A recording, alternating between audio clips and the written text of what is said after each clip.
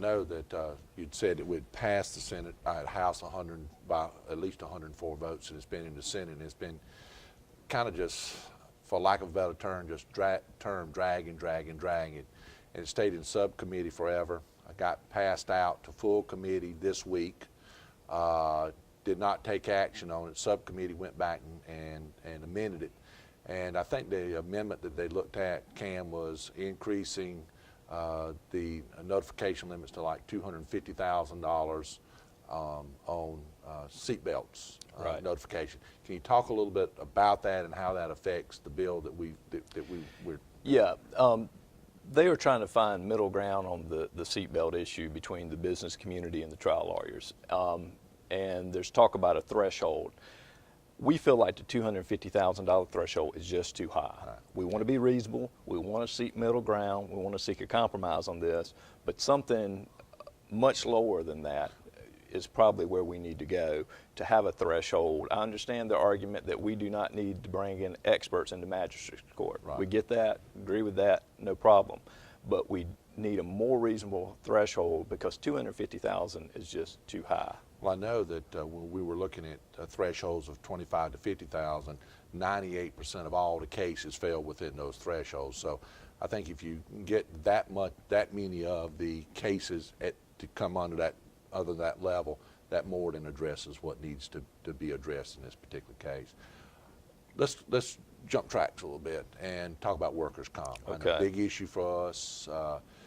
One of our larger cost in our employee costs of trying to keep our costs down there.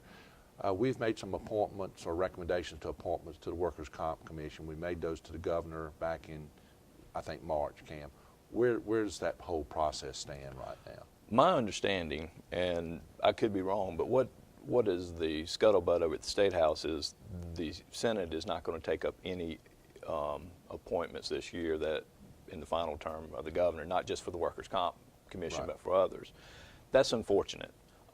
You have one commissioner who's up for reappointment that by all accounts, I think both the claimants and the defense as well as the business community all think that she's done a very good job. Right. She's fair and balanced. She calls them the way she sees them. That's all you can ask for. Right.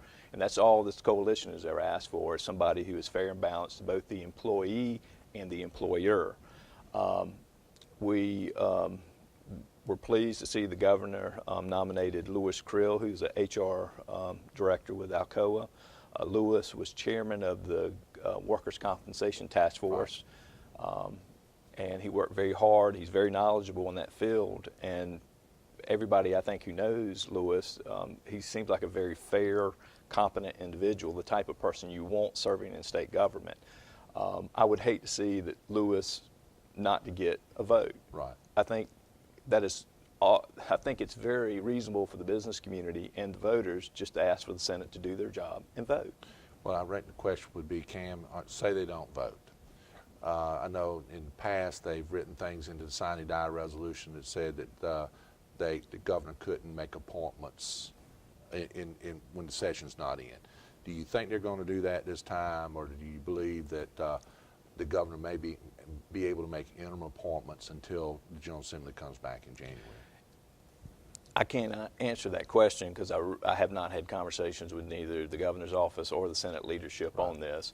I would say that Commissioner Barden and Mr. Krill deserve a hearing. They deserve a vote. If they want to vote against them, that's fine. Yeah. But they deserve a vote, and that's what the coalition is asking for, and I assume the chamber would stand with us on that. Well, what you're telling me is we need to get our folks to start calling members of judiciary, and particularly the President Pro Tem of the Senate, and ask for some type of movement on getting those two people up for votes, at least before the Senate. Yeah, I think just basic fairness is that those two individuals deserve a hearing and they deserve a vote. Well, Cam, thank you for being with us today, and we thank you for all that you do over the State House for us. And we've had some good victories over the last couple of years. We're looking for what I would say is not a major victory in tort reform, but at least some significant change this time around. And if we can get the workers' comp issues worked out, I think we can say we've had a pretty successful year with the Civil Justice Reform Coalition. Well, I appreciate you, and I very much appreciate the Chamber of Commerce. Y'all have been there from the beginning, and your members are just great, and we appreciate them. Cam, thank you. Thank you for joining us this week on CEO Corner, and we'll have another CEO Corner next week where we're talking about somebody else that helps protect business and advance the creation of jobs and per capita income in South Carolina.